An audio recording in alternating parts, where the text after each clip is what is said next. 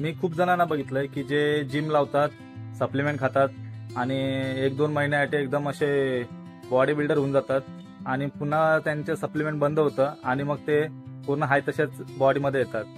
मी माझं उदाहरण सांगतो. जेव्हा मी सुरुवातीला जिम लावलेली तेव्हा मी पण सप्लिमेंट घेतलं, 1-2 महिने सप्लिमेंट कंटिन्यू केलं आणि मग नंतर सप्लिमेंट बंद केलं. तर मी होतो तसा पुन्हा ज्या फॉर्ममध्ये होतो तसंच मी झालेलो.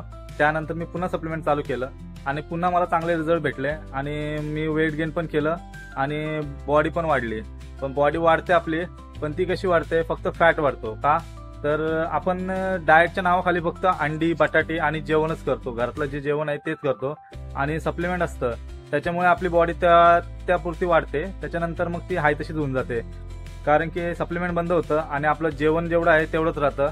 पण मेन असं आहे की जेव्हा पण तुम्ही डाएट करताय तर डाएट करण्याच्या आधी तुमच्या बॉडी वेटला किती कॅलरीज सफिशियंट आहेत आणि किती कॅलरीज तुम्हाला वेट गेन करायला पाहिजेत आणि जर तुम्ही वेट लॉस करत आहात तर तुम्हाला वेट लॉस करायला किती कॅलरीज कमी खाल्ल्या पाहिजे याचं पण तुम्ही काउंट करायला हवं. तर तुम्ही आता जिम करताय तर फक्त नावाला जिम नका करू.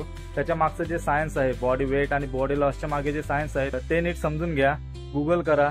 रिसर्च करायचा कंटाळा येत असेल तर माझ्या या इंस्टाग्राम अकाउंटला फॉलो करा. यापुढेही मी असे 100 व्हिडिओ टाकणार आहे की ज्याने तुमचं फिटनेस गोल कम्प्लीट व्हायला मदत होईल.